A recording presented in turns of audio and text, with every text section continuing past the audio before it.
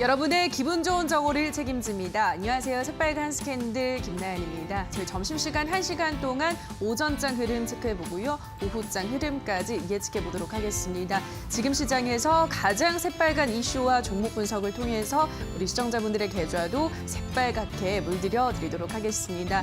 자, 오늘 새빨간 스캔들은 KTB 투자증권의 이성웅 과장과 함께하도록 하겠습니다. 과장님 안녕하세요. 네, 안녕하십니까. 네, 월요일 첫 거래일 시작이 됐습니다. 또 6월에 첫 날이 시작이 됐는데요. 첫날 양시장 흐름 짚어보도록 하겠습니다. 먼저 코스피부터 살펴보도록 할게요. 코스피가 일단은 1% 넘게 오르고 있습니다. 오늘의 지수 흐름과 수급 상황 어떻게 보고 있으신가요? 네, 오늘 시총 1위부터 9위까지 거의 시총 대부분이 LG생활건강을 제외하면은 이 상승세를 좀 보여주고 있다라고 볼 수 있겠고요. 외국인과 기관 동반 순매수세가 지금 일어나면서 지금 현재 상황에서는 위험 자산에 대한 어떤 선호 심리가 강한 부분이 눈에 띄게 나타난다라고 볼 수 있겠고요.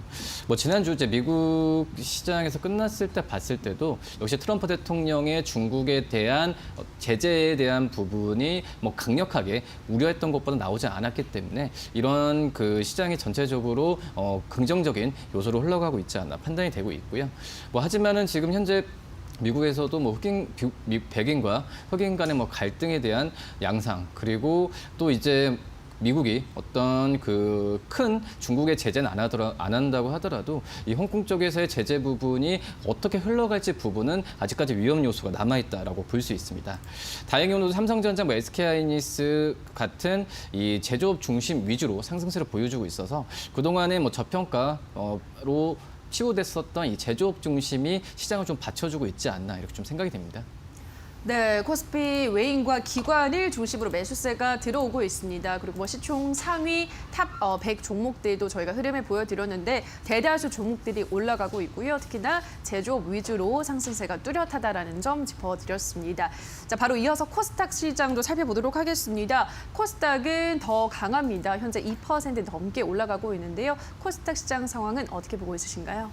네, 지난주 금요일과 좀 비슷한 흐름으로 가지 않나 생각이 됩니다. 네. 역시 총 1위 셀트론 헬스케어, LHLB, 알테오젠, 그리고 셀트론 제약처럼 이 바이오 관련 종목들이 지금 시장을 주도하고 있다고 볼 수 있겠고요. 역시 아스코죠. 아스코에 대한 개막에 대한 기대감 때문에 지난주 같은 경우에는 이제 HLB가 막판에 상승세를 보여주었는데 이 부분이 그대로 지금 시장을 좀 들어 올리는 모습 나타나주고 있고요.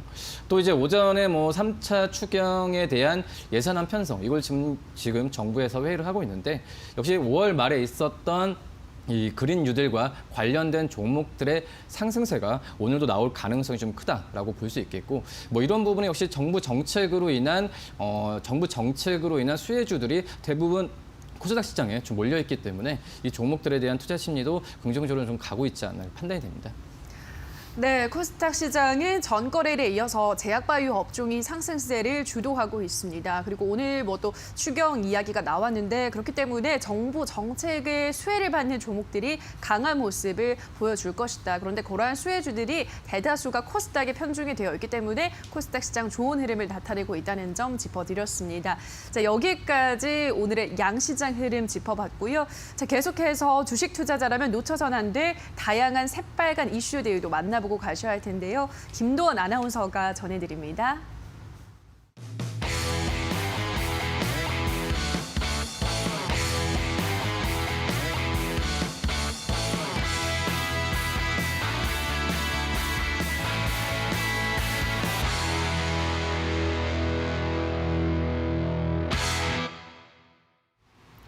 네, 오늘장 꼭 살펴봐야 하는 새빨간 이슈 5가지를 준비해봤습니다. 어떤 것들이 있는지 먼저 화면으로 만나보시죠. 자, 첫 번째 이슈는 최악피한 트럼프의 중국 제재, 향후 미중 갈등 상황은입니다. 지난 주말 트럼프 대통령의 중국 관련 기자회견이 있었습니다. 여기서 트럼프 대통령은 홍콩의 특별지위를 박탈하는 절차에 돌입하겠다라고 발표를 했고요. 또 미중 1단계 무역 합의에 대해서는 전혀 언급을 하지 않았습니다. 이로 인해 일단 시장은 안도감을 보였는데요. 향후 미중 갈등 상황 어떻게 흘러갈지 잘 확인해 보셔야 할 것 같습니다. 자, 이어서 두 번째 이슈는 5월 수출 23.7% 감소, 무역 수지 한 달 만에 흑자 전환이고요. 세 번째 이슈는 완연한 오름세로 돌아선 국제유가, 상승 흐름 이어갈까입니다. 다음으로 네 번째 이슈는 개인이 이끄는 국내 증시 속 우리가 유념해야 할 점은인데요. 개인의 매수세가 시장을 이끌고 있습니다. 5거래일 연속 2,000선을 지켜주고 있는 가운데 오늘 코스피 지수 2,050선까지 회복을 했는데요. 이러한 증시 흐름에서 어떤 부분을 유의해야 할지 잠시 후 전문가님의 분석을 들어보도록 하겠습니다. 자, 마지막 이슈는 6월 대형 기획사 간판 아티스트 출격, 엔터주 날개 달까인데요. 그럼 오늘의 첫 번째 이슈부터 하나하나 자세하게 확인해 보도록 하겠습니다. 자, 첫 번째 이슈는 5월 수출 23.7% 감소, 수출과 관련된 내용 확인해 보도록 하겠습니다. 오늘 5월 수출 지표가 발표가 됐습니다. 수출액이 348억 달러로 전년 동월 대비 23.7% 감소하면서 두 달 연속 20%대 감소폭을 기록했다고 하는데요. 코로나로 인한 글로벌 수요 급감과 그리고 지난 4월과 부족해서 1.5일 부족했던 조업 일수가 이러한 부진의 원인으로 지목되고 있습니다. 하지만 긍정적인 부분도 있었는데요. 무역 수지가 4억 4천만 달러로 한 달 만에 다시 흑자로 돌아섰고 그리고 주력 품목인 반도체 같은 경우에도 플러스로 전환이 됐다고 합니다. 재택근무와 온라인 수요 증가로 인해서 PC 그리고 서버 관련 품목들이 호조를 보였고요. 코로나19 진단키트의 수요 증가로 인해서 바이오 헬스 부문 같은 경우에는 수출이 9개월 연속으로 증가세를 이어갔다고 합니다. 그런 반면에 경기에 민감한 자동차 수출은 전년 동월 대비 50% 넘게 줄었고요. 석유 제품 같은 경우에도 유가 급락의 영향으로 69% 이상 급감했다고 합니다. 한편 이러한 수출 부진은 올 하반기까지 계속될 것으로 보인다고 하는데요. 세계 주요국들이 경제 활동을 다시 재개하고 있긴 하지만 단기간 내에 큰 폭의 개선을 기대하기는 어렵다라는 분석 나오고 있습니다. 하지만 전 세계에서 한국은 선방을 하고 있다라는 분석이 나오고 있는데 관련 소식들 잘 챙겨보시면서 그런 가운데에서도 전망 긍정적인 분야 잘 찾아보시면 좋을 것 같습니다. 자, 이어서 두 번째 이슈 확인해 보도록 하겠습니다. 두 번째 이슈는 국제유가 소식 확인해 보도록 하겠습니다. 국제유가 가격이 다시 급등 흐름을 보여주고 있습니다. 특히 5월의 마지막 거래일이었던 전일 WTI 7월물 가격은 5.3% 급등하면서 35달러 선에서 마감을 했는데요.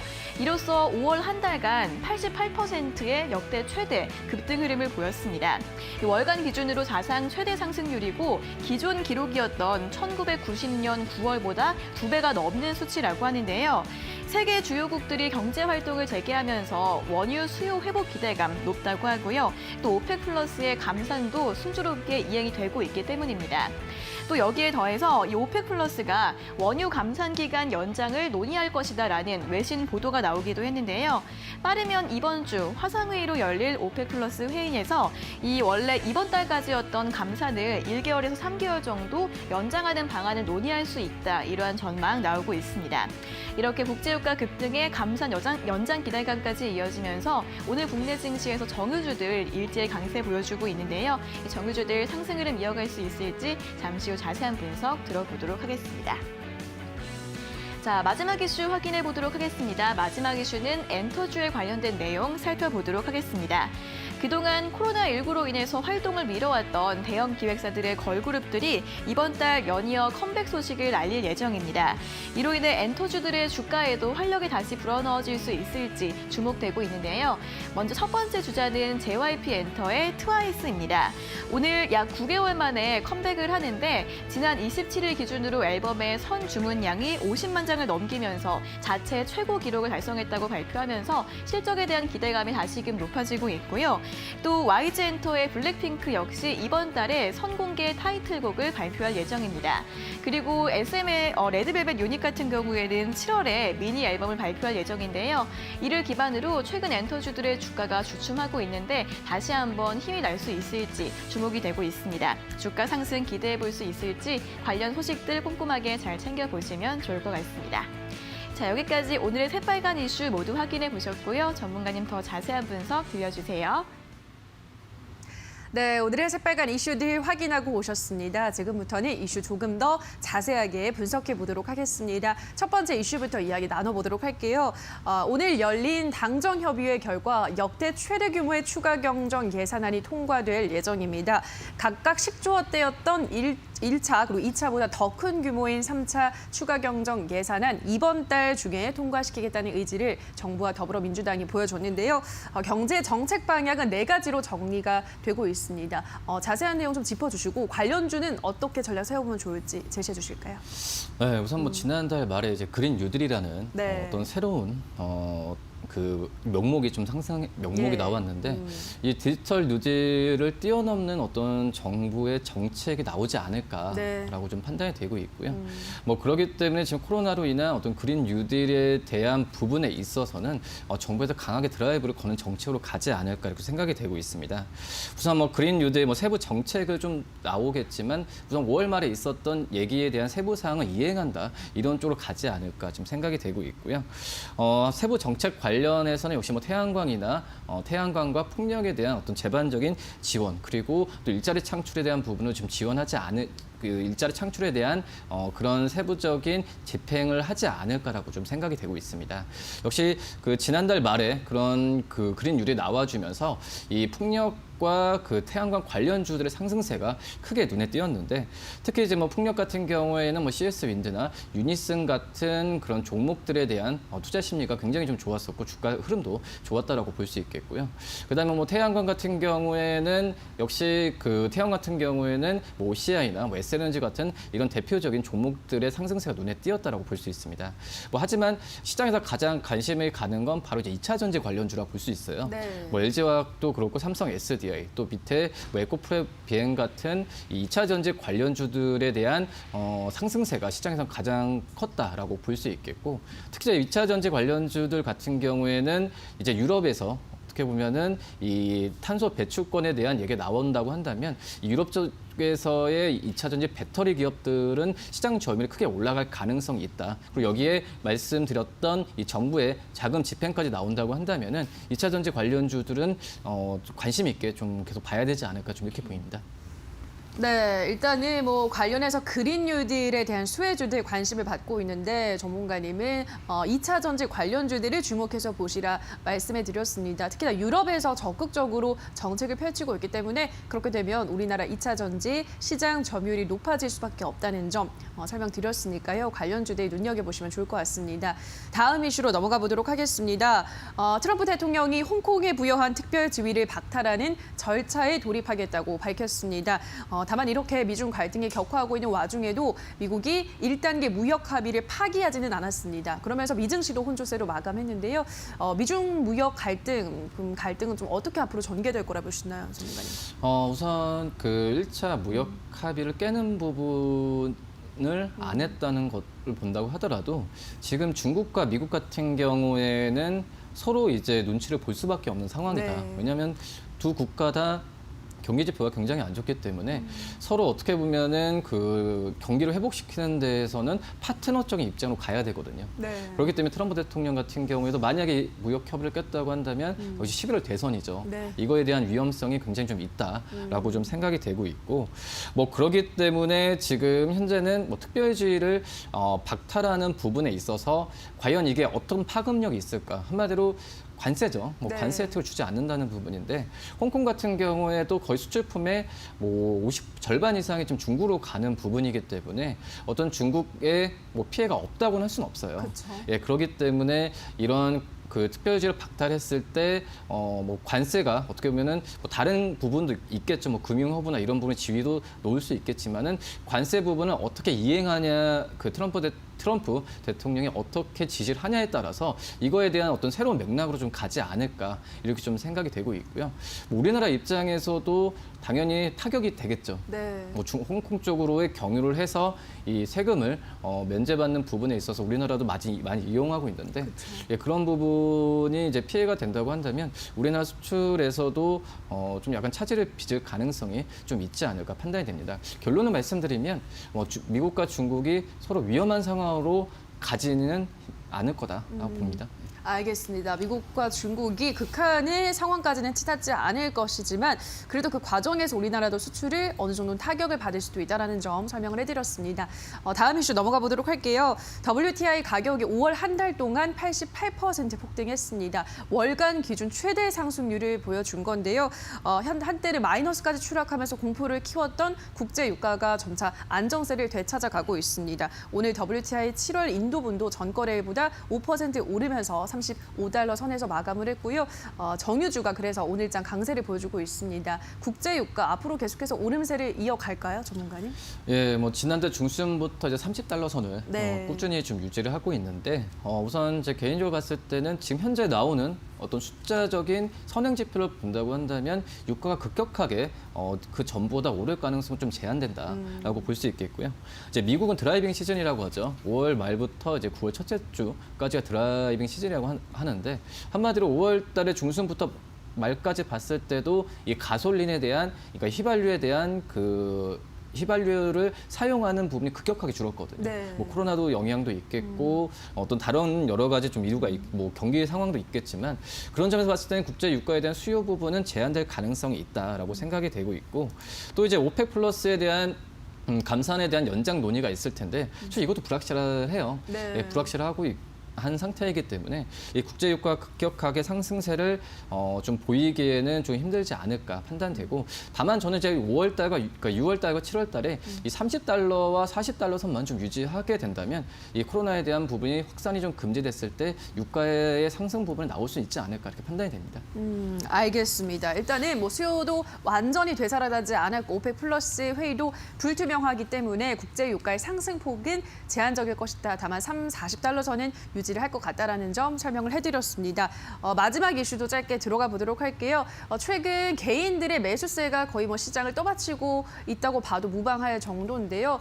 예전에는 이렇게 외인이 많이 빠져나가면 걱정부터 했었는데 요즘은 또 그래도 분위기가 사뭇 달라진 것 같아요. 어떤 네. 점 유념해야 된다 보시나요? 우선 뭐 개인들의 순매수세에 대한 부분이 계속해서 좀 이어지고 네. 있는데 제가 봤을 때는 지금 현재 중요한 건 외국인 매수가 계속 네. 랠리가 이어져야 돼요.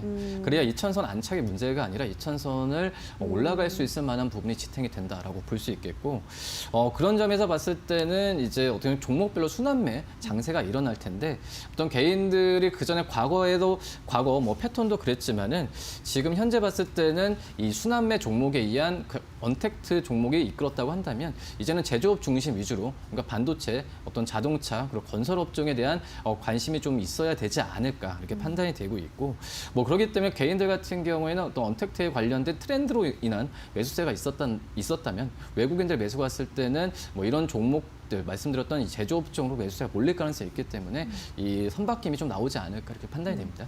네, 현재는 개인들이 언택트 관련주 위주로 매수를 하고 있는데 외인들의 매수세가 들어온다면 그때부터는 또 제조업을 위주로 담아갈 수 있기 때문에 이러한 순환매 장세도 유념을 하셔야겠다 설명을 해드렸습니다. 자, 여기까지 오늘의 새빨간 이슈들 KTB 투자증권의 이성훈 과장과 함께했습니다. 과장님 고맙습니다. 네, 감사합니다. 네, 오늘의 새빨간 이슈들 다시 한번 화면으로 체크하고 오시죠.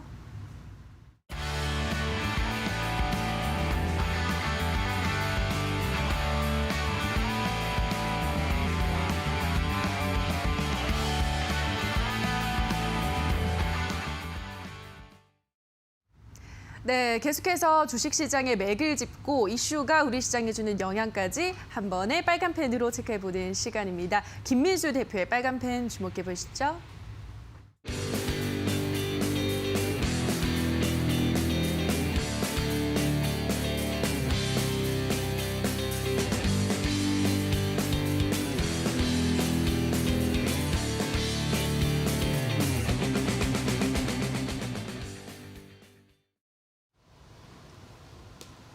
안녕하십니까. 김민수의 빨간펜 시간입니다.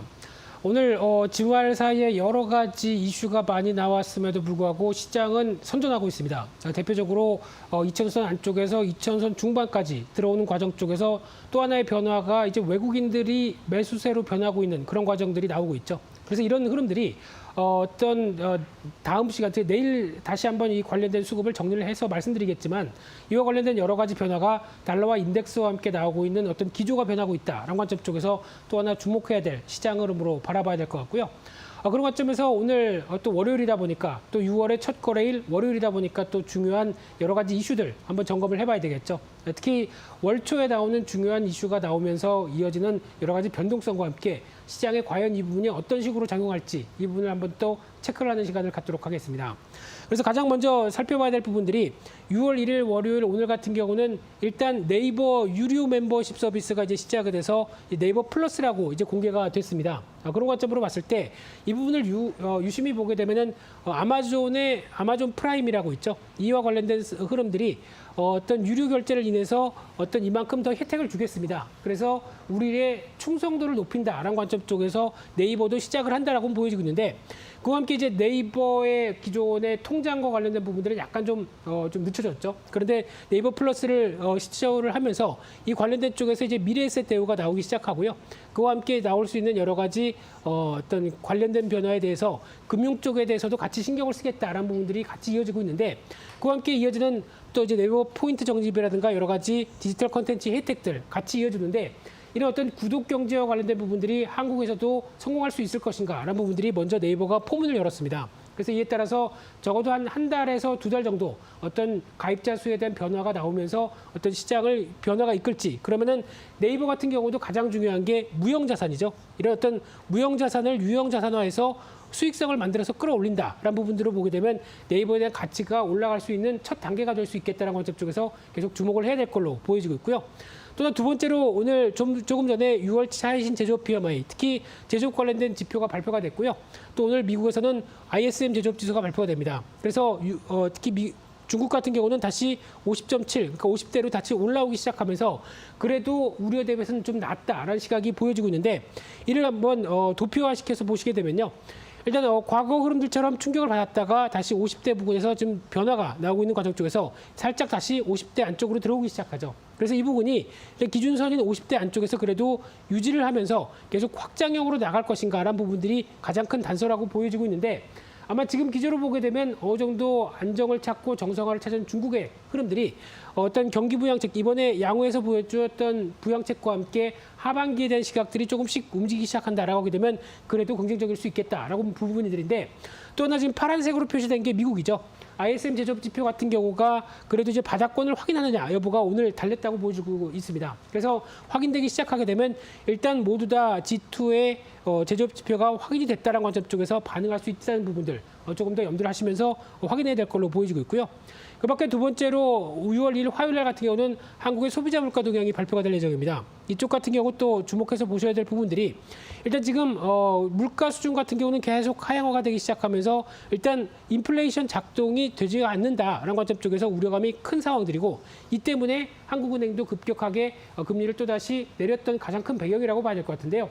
하지만 지금은 이렇습니다. 근데 지금 아마 조만간 여러 가지 인플레는 관련된 이제 그 통화 정책 그리고 또 재정 정책과 관련돼서 지금 모두 다 힘쓰고 있는 상황들인데 관련된 지표들이 좀 늦다고 하더라도 아마 제가 보기에는 인플레이션과 관련된 부분들에 대한 지표들은 다시 회복되기 시작한다라고 하게 되면 이에 따른 부분들이 가장 크게 나올 수 있는 부분들은 주식시장이죠. 주식, 부동산 관련된 실물시장입니다. 그래서 지금부터는 가장 꼭 기억하셔야 될 모습들이 정부가 대규모의 경기부양책과 통화정책을 모두 다 쓰기 시작한다. 그러면은 일단 지금 최저까지 떨어진 소비자 물가지수와 함께 인플레에 대한 어떤 흐름들은 앞으로 조만간 하이퍼 인플레이션, 즉 폭등하는 수준까지 한번 나올 가능성이 높습니다. 그런 관점 쪽에서 지금은 꼭 신경 쓰셔야 될 게 지금 화폐 가치에 대해서 끊임없이 어떤 가치가 줄어들고 있다라고 관점 쪽으로 봤을 때는 오히려 이런 앞으로에 대한 인플레가 가장 다시 올라왔었을 때 내 자산이 이에 맞춰서 움직일 수 있을 것인가라는 부분들을 꼭 생각하셔야 됩니다. 그러다 보니까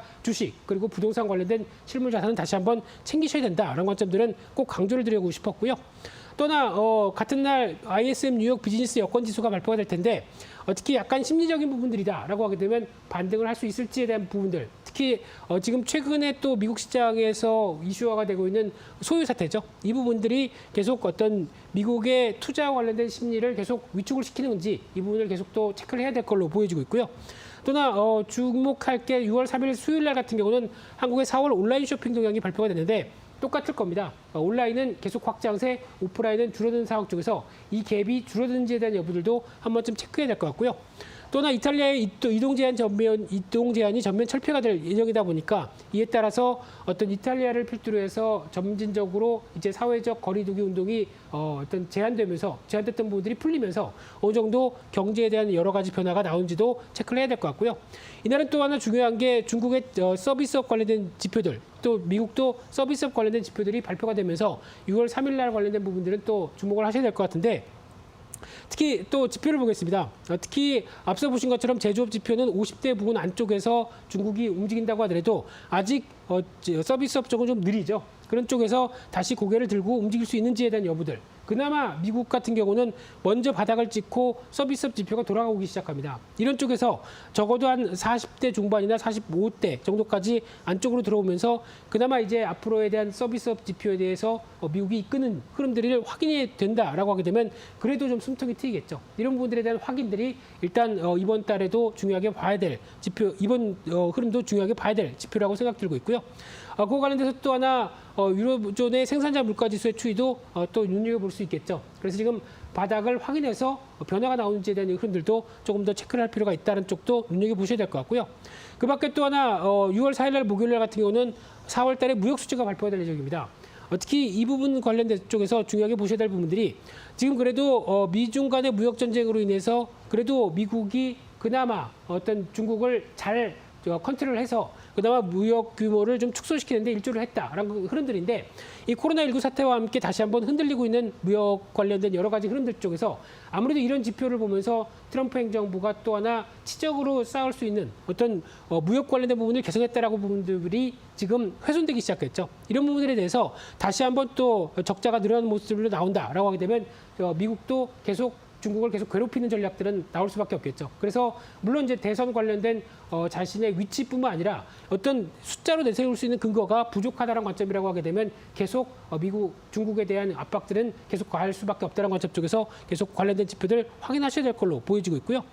또 하나 6월 4일 날 목요일 날 같은 경우는 ECB 통화정책회의와 기준금리 결정이 이어질 걸로 보여지고 있는데, 시장에서 바라보는 부분들은 통화정책 관련된 쪽에서는 기대감이 전혀 없습니다. 그런 쪽에서 이제 지금까지 마이너스 금리나 여러 가지 정책을 시행을 했는데 유럽에서 나아진 게 뭐냐라고 계속 반문하는 과정 쪽에서 중요한 어떤 재정정책 관련된 쪽의 확정들, 특히 지금 최근에 나오고 있는 게 유럽에서 나오고 있는 그린 뉴딜 관련된 쪽이 가장 또 선두를 계속 달리겠다는 입장이죠. 그런 쪽에서 보게 되면 이쪽에 대한 확정이 나오면서 비통화 정책 관련된 부분들이 얼만큼 미끄러질 수 있을 것인가. 그러면 이쪽은 다시 연결이 될 수 있는 부분들이 여러 가지 환경 정책과 함께 전기차겠죠. 이와 관련된 모멘텀들이 확보가 된다라고 하게 되면 계속 눈여겨볼 수 있는 상황이라고 봐야 될 것 같고요.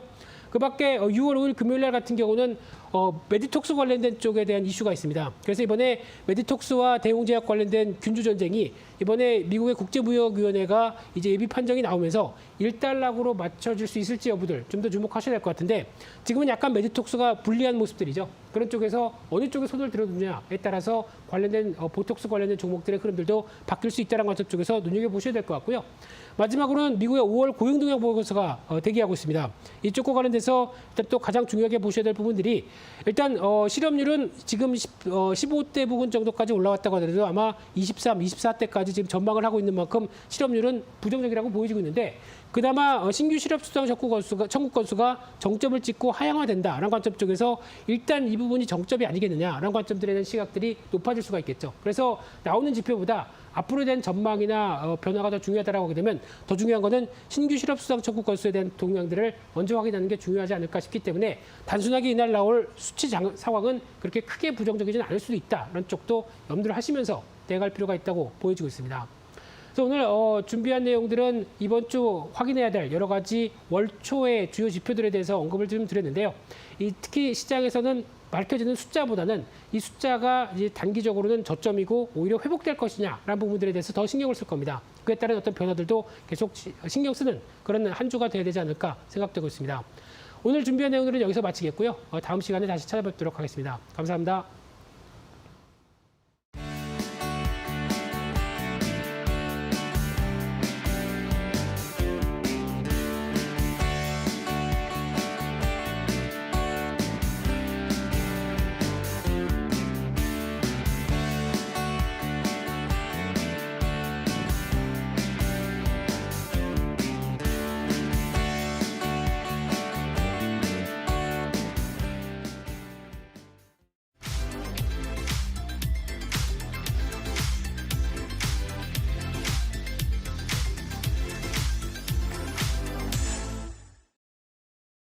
네, 오늘 김민수 대표의 빨간 펜으로 이번 주 놓치면 안 되는 주요한 일정들 체크하고 오셨습니다. 다만 저희가 방송에서 전해드리는 내용은 투자 판단에 대한 조언일 뿐이라는 점 유의해 주시고요. 자, 그렇다면 오늘 오전장 우리 투자자분들은 어떤 종목에 주목하셨을까요? 인기 검색 상위에 랭크된 새빨간 종목들 지금 바로 만나보시죠. 먼저 10위 아이크래프트입니다. 중앙질병관리본부가 코로나19 집단 감염 위험이 높은 고위험 시설에서 전자출입 명부를 의무적으로 사용하는 방안을 오늘부터 시범 도입할 예정이라고 밝혔는데요. 관련한 기술을 갖고 있는 아이크래프트 이 소식으로 오늘장 10% 넘게 급등하고 있습니다. 9위의 키움증권 오늘장 소폭의 상승세 나타냅니다. 8위에는 SK이노베이션 올라와 있는데요. 국제유가가 회복하면서 전유주들 오늘 강합니다. 이 종목은 4%대 상승세 보여주고 있습니다. 그리고 식품의약품안전처의 메디톡신 품목 허가 취소에 대한 2차 청문회 사흘 앞두고 있는 메디톡스는 오늘장 소폭의 오름세 이어가고 있습니다. 6위의 두산인프라코어도 오늘장 5%대 상승세 나타냅니다. 5위는 신테카바이오, 4위는 기아차, 3위는 신성이엔지, 2위는 네이버, 1위는 삼천리 자전거까지 지금 바로 분석합니다. 네, 지금부터는 100% 리얼입니다. 한 포털 사이트 종목 토론방에 실시간으로 올라오는 투자자들의 글들을 보면서 전문가의 종목 분석까지 함께하는 시간인데요. 자, 오늘은 황주명 전문가와 함께하도록 하겠습니다. 전문가님 안녕하세요. 네, 안녕하세요. 반갑습니다. 네, 반갑습니다. 바로 5위 종목부터 만나보도록 하겠습니다. 자, 오늘의 5위는 신테카바이오입니다. 이 종목이 코로나19 억제 효능을 가진 치료제 후보 물질 1종에 대해서 특허를 출원했습니다. 렘데시비르와 비교를 할 때 안정성 데이터가 장기적으로 존재한다고 밝혔는데요. 자, 이 소식으로 20% 넘게 급등했습니다. 저는 조금 더 가지 않을까? 고 들어보고 싶은데 전문가님 의견은요? 네, 스탑하겠습니다. 스탑이요. 알겠습니다. 스탑을 외치면서 토론방부터 체크해보도록 하겠습니다. 신테카 바이오에 대한 의견입니다. 12,000원 아래로 떨어지기 전에 매도 고고, 11,000원에서 다시 매수 전략 강추. 오늘 상한가 갈만한데 영 힘이 부족하네. 워낙 물린 금액대가 많아서 그런가? 이 종목은 담력 테스트용 간 큰 사람만 버틴다라고 하셨습니다. 자, 첫 번째 게시글부터 만나보도록 할게요. 12,000원 아래로 떨어지기 전에 매도해라라고 하셨습니다. 그리고 11,000원에 다시 들어가라라고 전략을 또 이렇게 제시를 해주셨는데 어떻게 생각하세요, 전문가님? 이분은 아마 특례 상장제도를 조금 이해하고 계신 분이 아닌가라는 생각이 그래요? 드는데요. 신테카바이오라는 네. 업체 자체가 특례 상장으로 상장을 했습니다. 공모가가 12,000원인데요. 그러면 그중에서 90% 정도 가격을 보존을 해줘야 되는 그 공모가가 있습니다. 그래서 1,800원 정도까지 내려오게 되면 만약에 공모에 참여했던 사람들은 주식을 사주세요 이렇게 했을 경우 주식을 되사줘야 되거든요. 그렇기 때문에 아마 11,000원 이하 전략은 틀리지 않았다라고 보고 있고요. 전체적인 시장에서 충분히 강력한 메리트와 함께 성장 흐름도 맞춰볼 수 있다라고 보이는데 특히 이제 12,000원 아래에 대한 부분들 지금 그래서 제가 이제 스탑을 했던 부분도 네. 마찬가지로 또 수익 실현했다가 또 내려오면 한 번 더 접근할 수 있는 전략이 될 수 있지 않을까 이렇게 봐서 굉장히 좋은 전략이다 이렇게 그래요? 말씀드리고 싶습니다. 네, 특례 상장을 잘 이해를 하시고 이렇게 전략을 제시를 하신 것 같은데 역시나 전문가님도 이 전략에 공감을 한다라는 말씀 전해드렸습니다. 다음 게시글을 볼게요. 오늘 상한가 갈만한데 영 힘이 부족하다. 워낙 물린 금액대가 많아서 그런가라고 하셨는데 여기에 대해서는 어떻게 생각하세요, 전문가님? 이것도 굉장히 좋은 의견인 것 같은데 잘 그래요? 알고 있는 의견이죠. 매물대가 좀 있습니다. 사실 이 업체가 상장할 때 이제 대표가 이런 얘기를 했습니다. 네. 신이테칸 바이오라고 오. 이름이 신테카 바이오니까 신테칸 바이오라고 하면서 그래요? 마케팅 참 잘하면서 됐는데 예. 코로나19 맞이하면서 좀 시장에서 하락을 했다가 예전에 좀 기대했던 물량들이 좀 나오면서 상승이 조금은 지금부터는 좀 쉽지 않지 않았나 이런 생각이 듭니다. 알겠습니다. 그럼 바로 다음 게시글도 체크를 해보도록 할게요. 이 종목은 담력 테스트용이다. 간 큰 사람만 버틴다라고 하셨는데 여기에도 그럼 공감을 하시겠네요, 전문가님? 그럴 수도 있을 것 같습니다. 사실 카페24 같은 경우는 테슬라 상장, 특례 상장입니다. 네. 그 이후에 굉장히 많은 상승을 했었는데 사실 최근에 이제 코로나19 이후에 특례 상장 종목들이 다 약세 흐름을 보였는데 특례 상장의 특징은 사실 상장 요건이 되지 않음에도 불구하고 상장을 해줬기 때문에 네. 어떤 강력한 기대감은 분명히 있는 거거든요. 그래서 좀 강큰 분들은 한 번씩 또 기대해 볼 수 있는 종목이지 않을까 또 그렇게도 생각해 볼 수 있을 것 같습니다. 네, 오늘은 굉장히 현명한 투자자분들이 신테카 바이오에 대한 다양한 의견을 제시해 주셨는데 모든 의견에 다 공감한다라는 말씀, 이 말씀으로 정리를 해드리고요. 바로 다음 종목으로 넘어가 보도록 할게요. 4위는 기아차입니다. 오늘 장에서 자동차 관련주들도 상승세를 이어가고 있습니다. 기아차도 1%대 상승세 이어가고 있는데요. 이 종목 저는 뭐 기아차 충분히 가지 않을까? 고 들어보고 싶은데 전문가님 의견은요? 저도 고 가겠습니다. 알겠습니다. 같이 고를 들면서 토론방부터 체크해 보도록 하겠습니다. 기아차에 대한 의견입니다. 35,000원부터 4만 원까지 꽤 걸릴 것 같아서 난 패스. 2만 원대에서 안 산 사람 없겠지. 41,500원까지 홀딩이다. 주린입니다. 오늘 얼마까지 갈까요? 단타보단 장타겠죠? 라고 하셨습니다. 첫 번째 게시글부터 바로 보도록 할게요. 35,000원부터 4만 원까지는 시간이 꽤 걸릴 것 같다라고 하셨는데 꽤 걸릴까요, 전문가님? 사실 이제 3대 주요 하반기 섹터가 뭐냐면 네. IT, 제약, 바이오, 자동차입니다. 자동차도 있어요? 네, 자동차 같은 경우는 이제 인공지능 관련해서 어떻게 보면 이제는 커넥티드 카 이 이슈가 좀 주목받을 수 있을 것 같고요. 네. 특히 기아차를 제가 주목하는 것은 디자인이 참 예쁩니다. 그래요? 네, BMW 출신 디자이너로 영입하면서부터 기아차 굉장히 좀 세련된 디자이닝을 좀 보여주고 있거든요. 네. 그래가지고 아마 기대는 충분히 할 수 있을 것 같고요. 어쨌든 꽤 걸린다라는 표현이 어느 정도 기간일지는 모르겠을 것 같은데 어쨌든 간 하반기 때 좀 기아차는 한 4만 원까지는 충분히 바라볼 수 있지 않을까 이렇게 생각이 듭니다. 알겠습니다. 하반기까지 보신다면 한 6개월 정도 남았죠. 4만 원까지는 충분히 갈 것 같다. 하반기에 우리가 주목을 해야 할 업종 섹터는 IT, 바이오 그리고 자동차 업종이라는 말씀도 전해드렸습니다. 다음 게시글을 볼게요. 주린입니다. 오늘은 얼마까지 갈까요? 단타보단 장타겠죠라고 하셨는데 일단은 단타보단 장타일 것 같고요. 오늘은 어디까지 갈까요? 그럼 전문가님? 오늘은 뭐 많이 가봤자 플러스 마이너스 1.5 안쪽 밴드일 것 같고요. 아직은 시장에서 크게 두각받기보다는 네. 좀 차분히 가는 종목이다. 이렇게 보시면 좋으실 것 같습니다. 알겠습니다. 조금 여유를 가지고 보는 게 좋겠다. 장타에 적합한 종목이다. 기아차 확인하셨습니다. 자, 이어서 3위 종목 만나보도록 할게요. 신성 ENG입니다. 오늘 장에서 52주 신고가를 갈아치웠습니다. 반도체 장비주로도 묶여 있는데 또 태양광 관련해서 또 그린 뉴딜의 수혜주로도 묶여 있습니다. 이 종목은 저는 뭐 다양한 테마를 갖고 있는 게 아닌가 싶어서 또 고를 세 번째 고인데 전문가님 의견 어떠세요? 이번엔 스탑 가겠습니다. 알겠습니다. 스탑을 두면서 토론방부터 체크해 보도록 하겠습니다. 신성 ENG에 대한 의견입니다. 의학 오늘 고점에서 물렸다. 이대로 그냥 손절해야 하나? 재료도 넘치고 크게 갈 종목이다. 오후에 날아갈 듯? 차트가 나 들어오라고 자꾸 꼬시는 것 같아. 하지만 난 이성적인 개미지 안 들어갈란다. 라고 하셨습니다. 첫 번째 게시글부터 볼게요. 오늘 고점에서 물렸다. 이대로 손절해야 하나라고 하셨는데 일단은 전문가님의 스탑을 주셨기 때문에 그 의견 들어보고 싶어요. 사실 지금 뭐 뉴딜, 신뉴딜 정책 중에 하나가 예. 무엇이냐면은 환경입니다. 그렇죠. 근데 지금 아직은 환경은 어떤 이슈적인 정책적인 기대감일 뿐이지 네. 눈에 보이는 부분이 없다라고 생각이 들고요. 아직 가시적인 성과가 없기 때문에 네.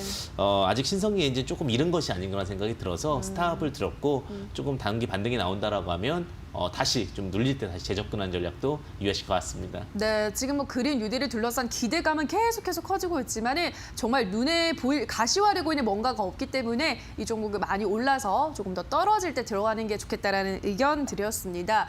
다음 게시글을 또 볼게요. 그러면은 재료도 넘치고 크게 갈 종목이다. 오후에 날아갈 듯이라고 하셨는데요.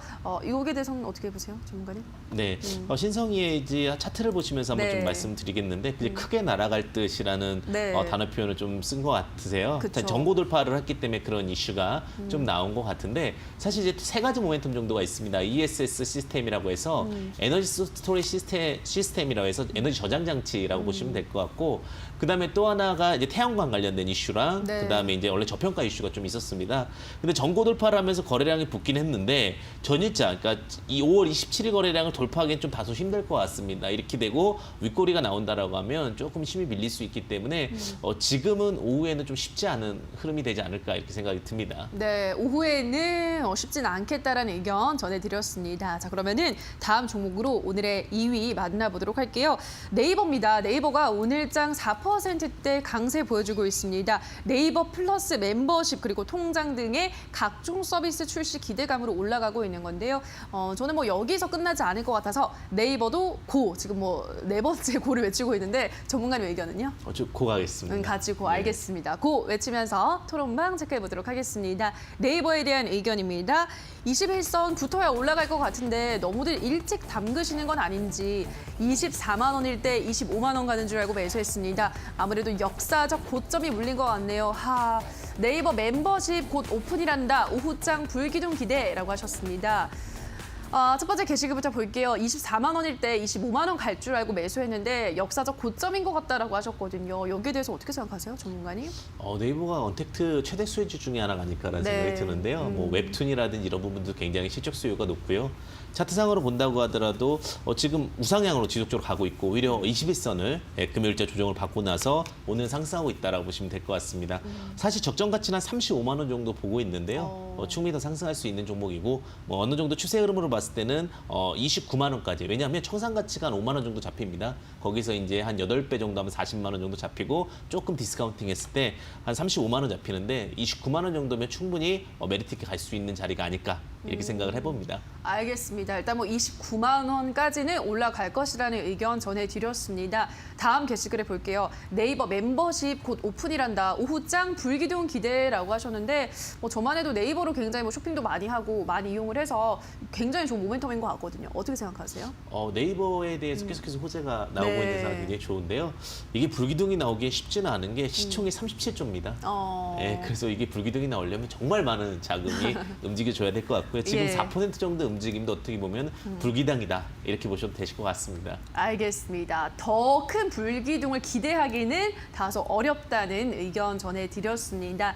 자, 그럼 오늘의 1위 종목 만나보도록 할게요. 삼천리 자전거입니다. 지난 1분기에 전기 자전거 판매율이 지난해 1분기보다 34%나 늘어났다는 소식에 이 종목이 오늘 상한가 기록했습니다. 이 종목 저는 더 갈까 스탑일까 좀 잘 모르겠어서 일단 제 의견을 패스를 해볼게요. 전문가님께 맡겨볼게요. 고일까요, 스탑일까요? 저는 스탑하겠습니다. 스탑이요. 알겠습니다. 스탑을 들면서 토론방 체크해보도록 하겠습니다. 삼천리 자전거에 대한 의견입니다. 1차 목표가 15,200원 본다. 각 잡고 기대해보자. 이게 비싸 보여? 2만 원짜리를 몰라보다니 쯧쯧. 이 종목은 좀 무섭고 후발주로 영원무역 어떤가요? 라고 살짝 또 기대를 보여주셨는데 첫 번째 게시글부터 볼게요. 1차 목표가를 15,200원 보신대요. 이분은 각 잡고 기대해보자라고 하셨는데 어떻게 생각하세요, 전문가님? 사실 앞서 이제 뭐 공유 경제, 구독 경제 이런 얘기도 네. 굉장히 많이 나오는데 전기 자전거 같은 경우가 이제 구독 경제가 아니 공유 경제거든요. 네. 쉽게 하면 요즘에 전기 자전거 너무 비싸니까 달마다 내는 이런 시스템들이 많고 혹은 신용카드를 쓰게 되면은 뭐 좀 같이 좀 디스카운팅해서 쓸 수 있는 부분들이 있으면서 굉장히 수요가 증가하고 있습니다. 특히 최근에 이제 대리운전 하시는 분들도 전기 자전거나 전기 관련된 부분들도 많이 활용하고 계시고 있으셔서 네. 그런 부분도 좀 주목해 보시는데 일단은 제가 이제 스탑을 하게 된 부분은 오늘 그 박영옥 씨가 네. 주식 대량 매매에서 매도 사인이 좀 나왔습니다. 지분이 좀 줄어든 부분을 보이고 있기 때문에 어떤 대량 보유자의 매도는 분명히 뭔가 의도가 있을 수도 있기 때문에 조심스럽게 보시는 전략도 유의하실 것 같고요. 네. 그래가지고 지금 15,200원이라고 얘기를 하셨는데 지금 자리부터는 조금 리스크 관리할 수 있는 부분 필요할 수 있다. 이렇게 보시면 되실 것 같습니다. 알겠습니다. 오늘 대량 주식을 대량 보유하고 있던 분께서 매도를 하셨기 때문에 그런 점에서 이 리스크 관리가 지금부터는 필요하다는 점 전해드렸고요. 다음 게시글을 바로 볼게요. 그래서 이 종목은 좀 무섭고 후발주로 영원무역 어떤가요? 라고 하셨는데 영원무역 어떻게 보세요? 이제 아마 이제 개인 투자자분들 그렇게 되는 것 같습니다. 주식은 순환매이기 때문에 덜 오는 종목 보자 이런 이슈로 좀 보시면 될 것 네. 같은데 최근에 이제 워낙 소비재 관련된 종목들이 약세를 보였고요. 영업무역 차트는 잘 만들어진 것 같습니다. 지금 OBV 자금 이탈도 없고요. 트릭스도 지금 우상향에서 골든크로스 나는 상태라고 보시면 될 것 같습니다. 전체적인 흐름에서는 갈 수 있을 것 같은데 다만 아쉬운 거는 지금 자리에서 움직인다 했을 때 10% 저항이 너무 많습니다. 그래서 이렇게 생각하시면 될 것 같아요. 10% 수익을 위해서 기다림을 갖느냐 아니면 다른 종목을 보느냐이기 때문에 지금 위치는 나쁘지 않은데 상승폭이 작다. 이렇게 해서 좀 정리될 수 있을 것 같습니다. 네, 영원 무역 구간 지금 현재 구간은 나쁘지 않지만 상승폭은 기대하시는 것보다 그렇게 크진 않을 것이라는 의견 전해드렸으니까 현명하게 판단을 내려보시기 바랍니다. 자, 오늘 여기까지 새빨간 종목들 살펴봤는데요. 전문가의 종목에 대한 의견은 다시 한번 화면으로 체크하고 오시죠.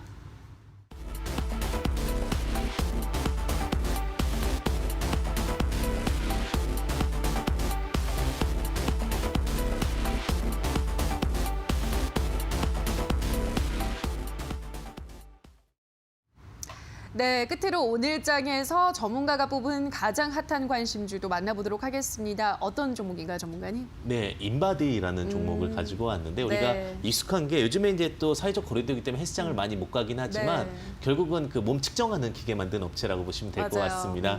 근데 인바디가 몸 측정뿐만 아니라 의료기기 관련해서도 굉장히 많이 만들고 있고요. 실적적인 부분도 크게 나쁘지가 않습니다. 제가 이제 주목하는 부분은 자사주 매수를 최근에 이제 신한금융투자를 통해서 50억 신청을 했고요. 그다음에 또 하나가 주요 고객인 병원이 유명 상표를 선호하는 경향인데 인바디 같은 경우 워낙 또 유명하기 때문에 한번 고객이 또 락인되면 잘 빠져나오지 않습니다. 그래서 락인 효과도 있기 때문에 꾸준한 매출이 있고요. 올 상반기도 어떤 시장 대비는 크게 나쁘지 않았다. 이렇게 보시면 되실 것 같습니다. 그래서 인바디라는 종목 나쁘지 않다라고 보시면 될 것 같고요. 가격 전략 보시게 되면 지금 17,750원인데요. 매수가는 18,000원 충분히 매수 가능하실 것 같고요. 목표가는 지지저항 자리였던 23,600원. 그리고 손절가는 14,000원인데 차트가 부담스럽지 않기 때문에 언제든지 편안하게 보실 수 있는 종목이다. 이렇게 정리될 수 있을 것 같습니다. 네, 오늘 저 핫한 관심주는 저한테 항상 공포를 안겨다주는 인바디를 소개해드렸습니다. 우리가 잘 알고 있는 체지방 측정뿐 아니라 다양한 의료기기를 만들고 있다고 하셨고요. 이 락인 효과 때문에 매출도 꾸준히 올라가고 있다는 점 제시해드렸습니다. 가격 전략은요. 목표가는 23,600원, 손절가를 14,000원, 매수가 18,000원 제시해드렸습니다. 자, 여기까지 오늘의 새빨간 종목들은 황주명 전문가와 함께했습니다. 전문가님 고맙습니다. 감사합니다. 네, 새빨간 스캔들 저희가 준비한 시간 여기까지입니다. 오늘 저희와 함께하신 시간 어떠셨나요? 부디 큰 도움이 되셨길 바라고요. 다만 저희가 방송에서 전해드리는 내용은 투자 판단에 대한 조언일 뿐 해당 종목의 상승과 하락을 보장하진 않는다는 점 유의해 주시기 바랍니다. 남은 오후장도 성공 투자 이어가시기 바라고요. 대박 나시기 바랍니다. 저희는 내일 다시 찾아뵙겠습니다. 오늘 방송 함께해 주신 여러분 고맙습니다.